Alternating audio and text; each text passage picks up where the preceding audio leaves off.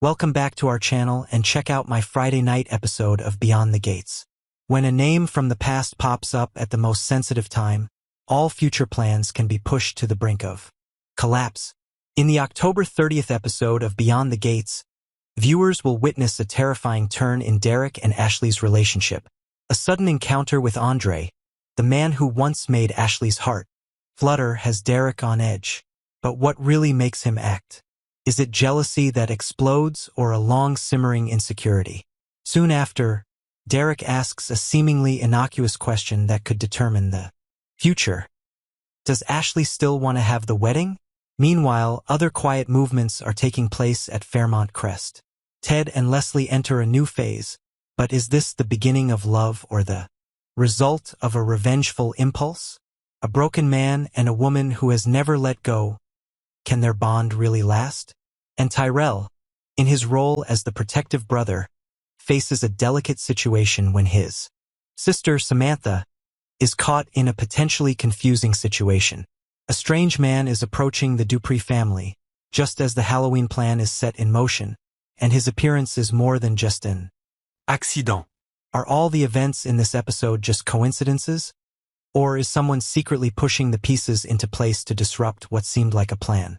And when emotions override reason, are our characters making decisions from the heart, or simply reacting to fears of being abandoned, replaced, or manipulated? The pressure of engagement came down like a driving rain just as Derek thought he had grasped certainty, but a chance encounter with Andre turned everything into a thin, unholdable mist.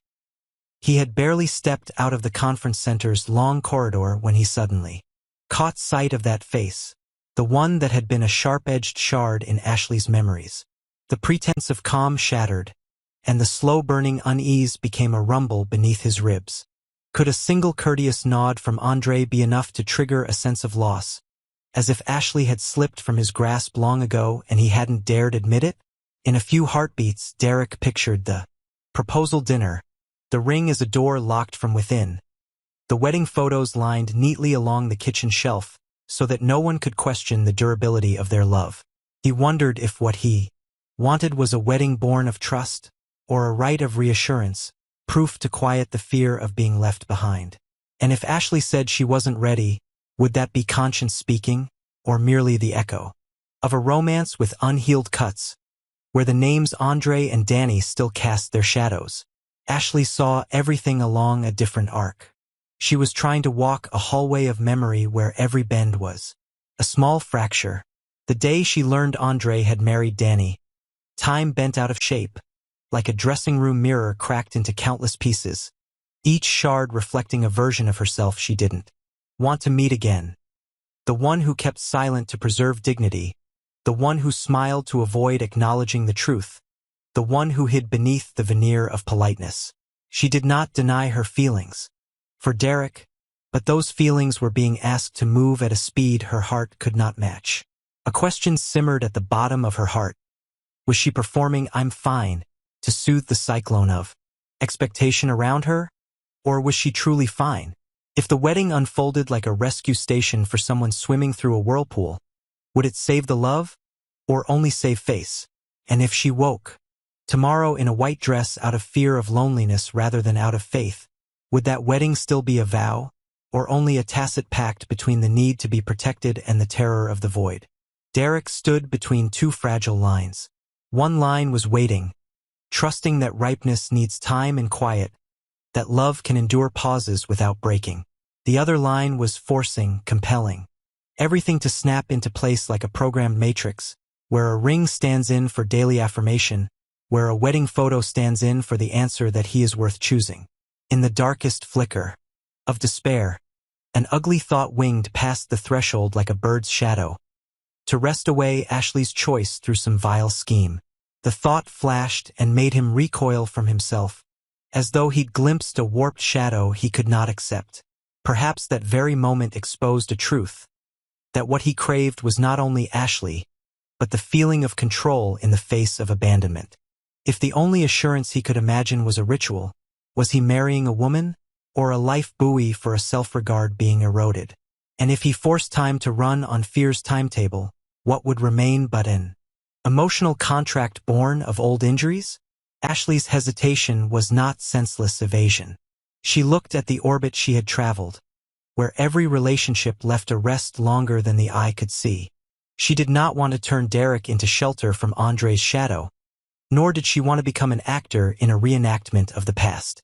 She asked herself whether she wanted a wedding to silence society's whispers or to answer the call of her heart. She turned the question on herself. If she accepted out of fear of prolonged hurt, was she deceiving Derek or deceiving herself? Could a duty-bound wedding mend the fissures of a soul, or would it merely veil them in white tulle until the day the truth blew everything into the open? And if true love needs another season to ripen, why should she pluck it while the fruit is still green? In another corner of the picture, Ted walked a glass-lined corridor echoing with the latest rumors about Nicole and Carlton. Every leaked text, every hurried snapshot was a pinprick to skin trying to heal. He held himself back, straining against the reflex to make some immediate, sweeping move, but no one can live forever in restraint. That was when Leslie appeared like a quiet, steady tone. A person once pushed off-tempo in his life by misunderstandings, compromises, and half-kept promises. Leslie saw him as her true love, but the word true in this world carries its own weight. Trailed by a chain of proofs the heart is not always ready to furnish. Was her love a desire to reclaim what Nicole once had, or a wish to rewrite the old ending with a new melodic structure? And if Ted could only turn toward Leslie in the moments he felt wounded, was that really a new path or just a shortcut through resentment? Leslie understood the fragility of the moment. In Ted's eyes she could read the faint stir of a need for comfort, and she knew the name of the wind that made it tremble. Pride freshly challenged.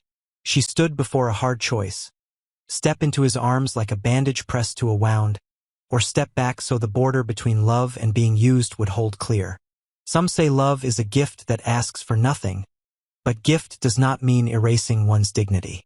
She wondered if she could love a man who was using her like a mirror to inspect his scratches against the world, waiting for the day he no longer needed that mirror. If she knew he was trying to use her as a counterweight to Nicole, would she accept the role, trusting that one day he would truly see her, or would she resist and keep her heart from being marked down by the logic of retaliation? Amid meetings, dinners, and a hail of partner calls, Ted gradually understood that a new road was not merely a new face by his side. The new road was emotional discipline, the refusal to turn another person into a tool for healing blows he himself should learn to carry. When he heard that Nicole wanted to date someone who was both a friend and a partner, fury flared inside him, but he kept his pace slow. He thought of Leslie, of her eyes that neither begged nor accused, only posed a quiet question. If we come together as an escape, where will we arrive once the fleeing is over? He realized his pride was coaxing him to grab the first available answer to wipe away the short, sharp humiliation of being replaced. But in major deals, a hasty answer is the first crack in a collapse. Aren't affairs of the heart governed by the same rule? Before those questions could settle, the Dupree household stepped into Halloween season, lanterns, scholarship donation bins, a queue of cars snaking up to Fairmont Crest for the annual gala. Vernon and Nicole had planned for weeks. Sponsor lists, display catalogs, heartfelt appeals to community. They wanted a warm night where outward glamour mingled with genuine kindness, where the kids from the suburbs received candy and the bright-eyed feeling of being noticed. But that night, a stranger's orbit cut in like a pebble thrown across still water. No commotion, no violence. Just an arrival at the right time, the right place, with a thick envelope set on the registration table and a tidy, anonymous note. The lines carried no tone of judgment, only a kind of information rough as sandpaper.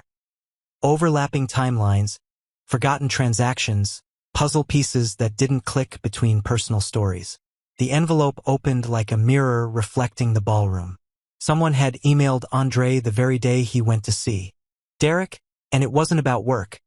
A strange transfer had landed in a subsidiary account of a company Carlton advises, coinciding with the day Nicole announced a new grant. There was a blurry photo of Nathan in the hospital parking lot, beside a gift basket bearing Samantha's name.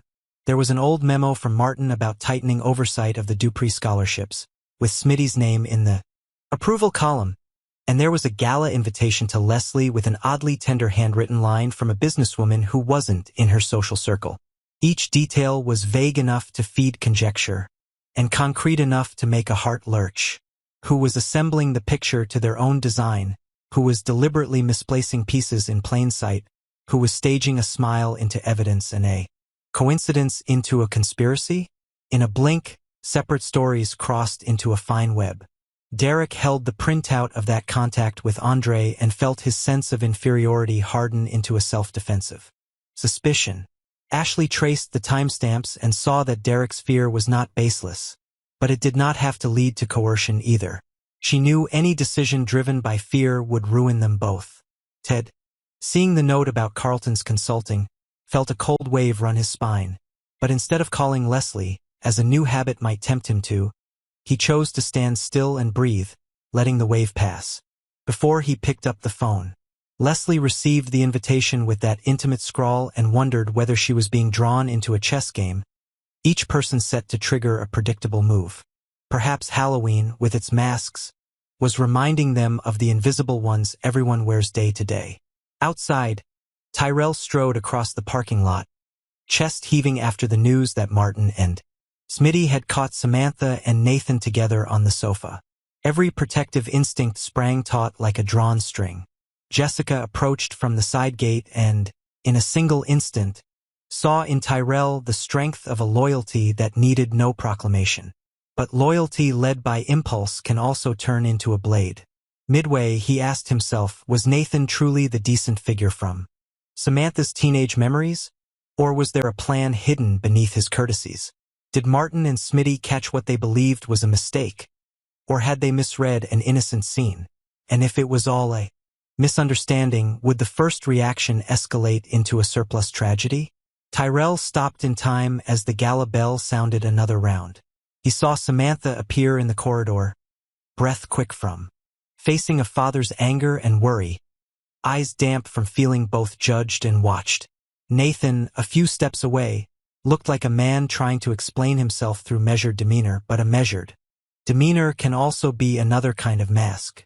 Tyrell thought of Jessica, of her look when she watched him ride out the surge without throwing a punch to certify his manhood. He chose the harder way, to lower the inner voice, to pick up the ambiguous scraps from the anonymous envelope and set them in a less dramatic frame where every datum needed cross-checking before it could become a verdict. That calm did not make him less protective of his sister. It only gave the fire in him a chimney to rise through without burning the house down. In the ballroom, Vernon and Nicole faced the domino effect of the anonymous envelope. The Halloween plan meant to comfort and gather now turned into a trial by fire for the whole family. A line of invisible seekers formed for counsel. Derek needed counsel not to use a wedding as medicine for the fear of abandonment. Ashley needed counsel to tell true healing from the staged performance of composure. Ted needed counsel not to turn Leslie into an instrument of payback. Leslie needed counsel to keep the boundaries of self-respect. Tyrell needed counsel to protect with clear-headedness. Samantha needed counsel to speak her wants, without being defined by others' gazes. Jessica needed counsel not to confuse first impressions with essence. And even Martin and Smitty needed counsel to remember that witnessing is not the same as understanding. Halloween proved to be more than a festival. It was a colossal mirror held up to every role, posing the foundational question over and over. Who is living as themselves, and who is living as rumor? Then silence came. A deep post-storm lake of silence. From it, each person began to choose. Derek put down his phone, switched off the wedding playlists he'd queued, and sat alone by the window, letting fear stay until it spoke softer, instead of wrapping it in a ring and calling it fate. Ashley slipped out to the garden, past the pumpkin lanterns, ran her palm over their orange paint and wondered whether she had enough courage to say she needed more time, but not less love. Ted sent Leslie a message without promise or invitation, only that he needed to relearn how to stand without clinging. Leslie, on the other end, smiled to herself, knowing that sometimes love begins at the moment two people honor the distance between them. Tyrell returned to the hall and stood far enough from Samantha for her to feel his presence without pressure. Jessica leaned on the second-floor balustrade, looking down and feeling herself gain a millimeter of patience. The anonymous envelope was set back into the registration drawer, a reminder that some hands prefer to move the pieces in the dark. But if the pieces atop the board start learning how to balance themselves, do those fingers still hold power? Halloween ended with thin strands of laughter, children's hands sticky with sugar, and adults walking more slowly along the garden path. The question of a duty-bound wedding remained unanswered, but haste had retreated. The question of Leslie's motives hung in the air, but her dignity stood upright. The question of Nathan stayed open, but Tyrell had laid the groundwork for a mode of protection that needed no fury. The question of a link between Nicole and Carlton still demanded evidence, and that forced Ted to keep a tighter discipline on his imagination. Will the truth soon knit itself closed with snug-fitting pieces? Or will truth, like every story in a powerful family, reserve a gray corner where each person can see themselves in their own way? Morning touched Fairmont Crest as if laundered after a long night. Lanterns were gathered and stored. Dew left the grass wet. Derek walked the perimeter fence, breathing out the season's first white plume and feeling fear relinquish its claim on command. Ashley opened her calendar, looked at overlapping blocks, and deleted the try-on-dress note, not as surrender, but as an admission of her own heartbeat. Ted opened financial charts and did not call Leslie, while Leslie brewed tea, set her phone face down, and wrote a few lines in an old, nameless notebook, a list of boundaries. Tyrell jogged through the neighborhood to burn off the residue of anger, remembering Jessica's look and thinking about an unvarnished coffee together. Samantha sat on her bed and wrote her father an email in short, respectful sentences. Jessica opened her window, let the wind thread through her hair, and promised herself to ask more and judge less. Next time. Nathan looked at himself in the mirror, unsure which image was the truest, hesitating before he slipped his phone into the drawer. Has everything gone quiet? Certainly not. Anonymous envelopes rarely appear once and vanish. Relationships in the middle of recalibration will sway again. Unfinished plans will collide along unpredictable paths. But one thing has changed. Instead of letting fear or injury drag them into the vortex of hasty decisions, each person is learning to let the question last longer than a single breath, to let time have room to work, to keep self-respect from being traded for momentary safety. If one day Derek and Ashley do marry, perhaps it will be the result of two people who have walked through their own dark, not an emergency rite for wounds unclosed. If one day Ted and Leslie truly begin, perhaps it will be when neither needs the other to prove anything to anyone else. If one day Tyrell and Jessica grow closer, perhaps it will be because calm has become their shared language. And if one day the truth of the envelope is laid bare, will it confirm the suspicions it sowed, or clarify the misunderstandings that were inflamed? The answer lies ahead, where each small daily choice sums into a new trajectory, quieter, steadier, and truer.